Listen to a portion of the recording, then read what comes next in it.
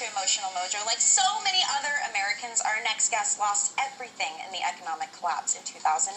But since then, she's been quietly making a fortune online, and now she's spreading the word on how you can do it as well. So welcome, marketing specialist, author, and blogger, Tracey Walker. Welcome to our show. Thank you so much for having me. I'm excited.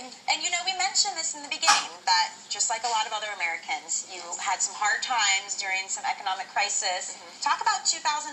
You had a tough time. What was going on? Well, I actually had a real estate investment company, and we did extremely well from 2003 through 2008, actually. Okay. And all of a sudden, when the market changed, mortgage laws changed, all of the properties that we had, our buyers could not get financing, which meant everything, all of our income basically shrunk to zero. Yeah. House went into foreclosure, my cars went into repossession, we had the electricity rigged, the gas was cut off.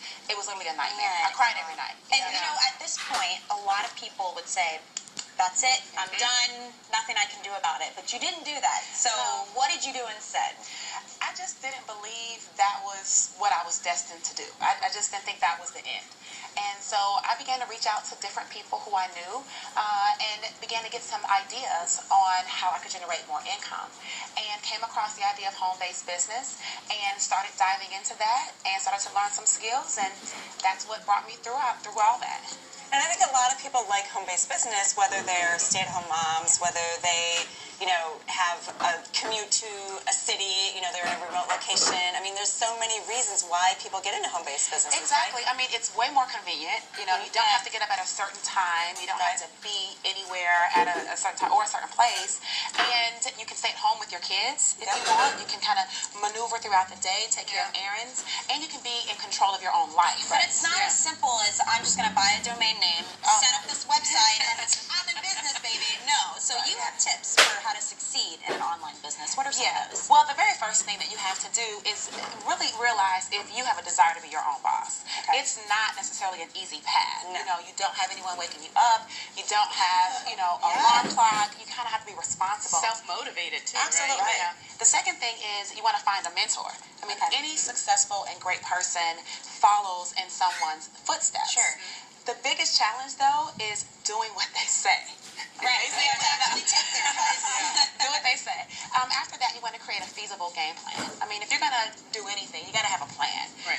Make it reasonable. If you want to make $5,000 a month or $10,000 a month, but you've never done this before, well, then you kind of have to put some education time into that. And then the final thing is just keep going. Don't give up. It's not going to be rosy all the time. You're going to make some mistakes. You're going to feel a little slighted, but you'll get over it. You'll learn what to do right. So you say repeat until you succeed. Repeat until you succeed. So how do you know which one to choose? Like, how did you know which one was like not a scam? Yeah, because there are a lot of scams out there. There's so much on the internet. There are. You don't know. You don't know right away. I mean, to be perfectly honest, you don't. But what you learn to do, especially with the help of social media, is you can watch videos and you can have intuition about people. You can read their content and watch their blogs. Educate yourself. Educate yourself for some time. Maybe you can reach out to them on Facebook. Maybe have a phone conversation if they're available. And if you feel good about it, it's in your gut, then I say go for it. Everything isn't as most people are not scams though. But you have that one experience, and now you've kind of thrown everybody in the bucket. Don't just find the first thing you find and wire money somewhere. And absolutely. Do things that make sense. And we talked about taking a leap of faith before on our show. So whether it's in business like you did or in a relationship or whatever, I mean, what's your advice for someone who's on the edge here, teetering, trying to decide, do I take a leap? Do I not? Stay safe? What do I do? Yeah, I don't think staying safe is going to get it. I think that you kind of have to be risky. You don't have to be extremely risky, but you have to be willing to go after your dreams. And if you're not willing to put your first foot out there just to see what would happen, then you'll never know. And then you could live with a whole life of regret. True. We've talked about that. We did. Right? And I like that, just jumping out there and just doing and be willing to say, you know what, no matter what happens, I'm going to go get it. That's right. I love that, following your dream. You've told us what to do. There are 4 things you say you want to avoid when you're starting a home-based business. What are those? Well, interestingly enough, you don't need to know everything before you start. Okay. In life, sometimes people are like, you'll never first start, you don't need to know 100%. You can actually earn while you learn here. And as you make mistakes, you adjust as you go. Another thing would literally be to, you don't have to get everyone as your customer. It's impossible. Yeah.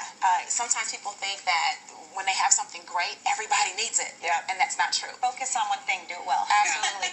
Ironically, you don't have to work more than 2-3 hours a day. All right. This 8 to 10 hour workday, it doesn't have to exist in this world. You can pretty much cater your time to do specific income producing activities, and you're done for the rest of the day. Ooh, that's my kind of job. That's right. And the last thing is, you don't want to save all your money, because if you don't spend some and put a portion to the side to enjoy the fruits of your labor, you'll be just a slave to your own business. You're going to get just